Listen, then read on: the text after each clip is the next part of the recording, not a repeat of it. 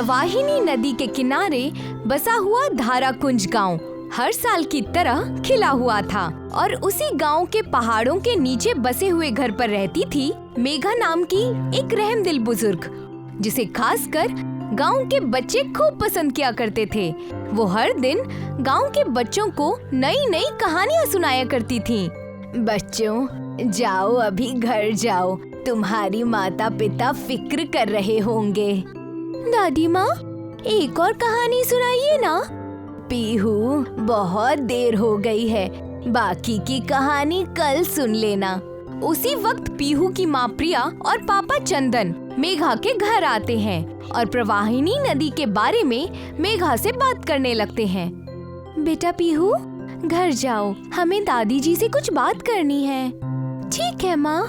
अम्मी जी, साल का वो महीना आ चुका है जब प्रवाहिनी नदी का पानी अपने स्तर से ऊंचा उठता है और इस कस्बे में बाढ़ आ जाती है। और ये बाढ़ तो हमारे पूरे गांव वालों की खेती खराब कर देगी और प्रधान जी इसमें हमारी कोई मदद नहीं कर रहे हैं।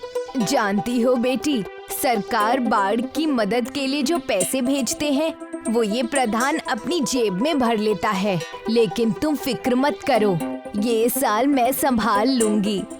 जी अम्मी। हर साल की तरह इस साल फिर से गांव में बाढ़ आ जाती है और लोगों के खेत खलिहान को पूरी तरह से बर्बाद कर देती है और गांव वाले ये सब देखकर रोने लगते हैं। अब हम और हमारे बच्चे क्या खाएंगे? अब हमें भूखा सोना पड़ेगा। जब वो लोग ये बातें कर रहे होते हैं तभी मेघा उनके बीच आ जाती है और उन्हें देखकर सारे गांव वाले खुश हो जाते हैं। क्या हुआ, तुम सब रो क्यों रहे हो?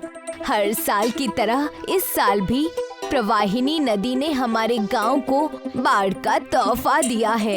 ये कुदरत की रीति है और हम चाहे जितना भी रोएं, हम कुदरत के खिलाफ नहीं जा सकते। आप सही कह रही हैं माँ जी, अब आप ही हमारी मदद कर सकती हैं। मैं जरूर तुम्हारी मदद करूंगी, मगर ये तो बताओ, ये प्रधान जी कहीं नजर नहीं आ रहे हैं। प्रधान जी तो पहले ही यहाँ से जा चुके हैं, यह कहकर कि सरकार से कोई मदद की दरखास्त करने जा रहा हूँ। वक्त पर छोड़कर चले गए ये प्रधान जी। मेघा अपने साथ एक खूबसूरत सा मटका लेकर आई थी जिसमें हाथ डालकर जो निकालो वो निकल जाता था। मैं आप सबसे वादा करती हूँ कि इस गांव में कोई भी भूखा नहीं सोएगा। इस पूरे गांव को खाना खिलाने का जिम्मा मेरा है। जब तक गांव के खेत और खलिहान फिर से ठीक ना हो जाए, जरूरत के खेती के बीज भी मैं तुम लोगों को दूंगी, मगर एक वादा करने पर। कैसी शर्त?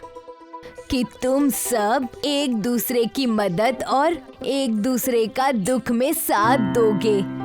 गांव वाले ये सुनकर खुश हो गए और मेघा से वादा करते हैं कि हम एक दूसरे की मदद करेंगे और आगे से सारे गांव में एक बार और मेघा का नाम ऊंचा हो जाता है। पूरे गांव के लिए खाने के लिए चावल और दाल मेघा के घर से जाने लगता है। मेघा का जादुई मटका एक बार फिर गांव को बचा लेता है और धीरे धीरे गांव के खेत भी ठीक हो जाते हैं और बच्चे फिर से मेघा के घर कहानी सुनने आते हैं। दादी जी, हमें इस मटके की कहानी सुनाइए ना। बेटा, किसी और दिन सुनाऊंगी, बड़ी लंबी कहानी है। तभी वहाँ पीहू के मम्मी पापा आ जाते हैं। हाँ माँ जी, हमें भी जानना है कि इस मटके का राज आखिर क्या है। हाँ अम्मी जी, आखिर हम भी तो जाने इस जादुई मटके की कहानी। अगर ऐसा है तो सब सुनो ये कहानी। ये कहानी तब की है जब मैं अपने पति राजू के साथ रहा करती थी। वो एक नेक दिल और रहम दिल इंसान थे जो हमेशा लोगों की मदद करने में आगे रहते थे। वो गांव में मटके बेचने का काम किया करते थे। एक दिन गांव में ऐसी ही बाढ़ आई थी। कस्बे में हर साल की तरह इस साल भी बाढ़ आई है। हमें जाकर कस्बे वालों की मदद करनी चाहिए। जाओ, हमारे घर में जितना भी खाने पीने का सामान है सब लेकर आओ।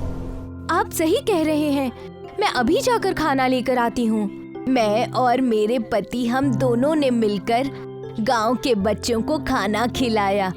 हम खुद भूखे रहे मगर हमने गांव के बच्चों को भूखा नहीं रहने दिया। जब गांव में सब ठीक होने लगा था, तभी उन्हें नदी के किनारे कई सारे सीपियां दिखीं, जिनके मुंह के अंदर मोती रखी हुई थीं।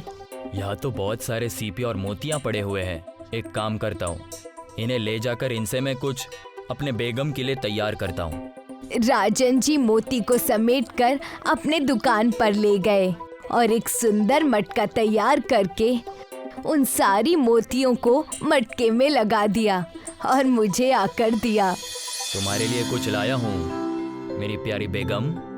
हाँ, क्या लाए हैं आप? दिखाइए।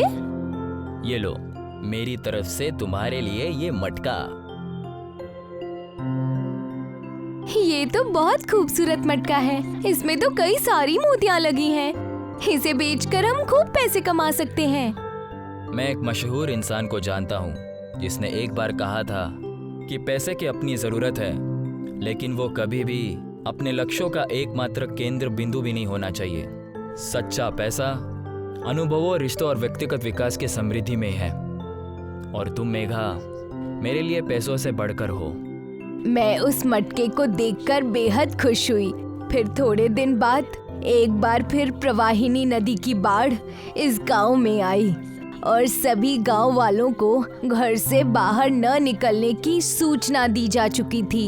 मगर राजन जी को ये बात पता चली कि नदी के पास एक बच्चा अभी भी खेल रहा है। मेघा, मुझे जाना होगा। नदी के पास अभी भी एक बच्चा फंसा हुआ है। जी, लेकिन कहीं आपको कुछ हो गया तो? मेरी फिक्र मत करो, तुम बस अपना और इन कस्बे वालों का ध्यान रखा करो। मैं जल्दी वापस आऊंगा। मेरे पति नदी के पास जाकर उस बच्चे को बचा लेते हैं, मगर घर वापस लौट कर नहीं आते हैं। और ये मटका तभी से मेरे साथ है और मेरी मदद हर वक्त करता रहता है। मुझे या फिर इस गांव को कभी भी मदद चाहिए हो, तब ये मटका हमें जरूरत की चीजें दे देता है। तो ये थी इस मटके की कहानी। अगर आज आप और ये मदद करने वाला मटका हमारे साथ नहीं होता, तो पता नहीं आज हमारा और इन कस्बे वालों का क्या होता।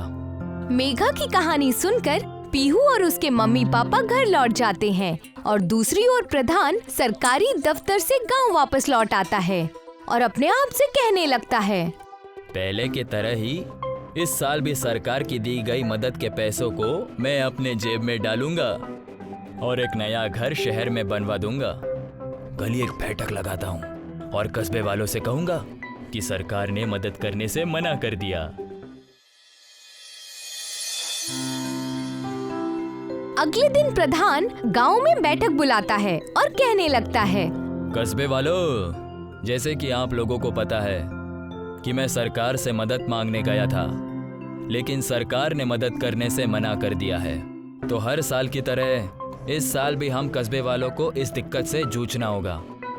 प्रधान जी, हमें सब पता है कि आप सरकार के पैसों को अपने जेब में डाल लेते हैं। हाँ, हम सब जानते हैं। आप हमारी मदद की जगह अपने घर को भरने में लगे हुए हैं। हमारी सारी मदद हर साल की तरह इस साल भी मेघा माँ जी और उनके जादुई मटके ने की है। हमारे कस्बे में खाना पानी सब उनके घर से आता है, और यही नहीं, खेत में बीज बोने के लिए बीज भी मेघा अम्मी जी ही देती हैं। हमारे असली प्रधान तो वही हैं। ये सुनकर प्रधान गुस्सा हो जाता है और सोच में पड़ जाता है। इस मेघा बुढ़िया ने तो मेरी नाक में दम कर रखा है। ये सब उसकी जादुई मटके का कमाल है। उसके मटके को मुझे फोड़ना होगा। अगर मैंने ऐसा नहीं किया ना, कस्बे वाले मुझे हटाकर उस बुढ़िया को ही प्रधान बना देंगे, और ये मैं कभी होने नहीं दूंगा।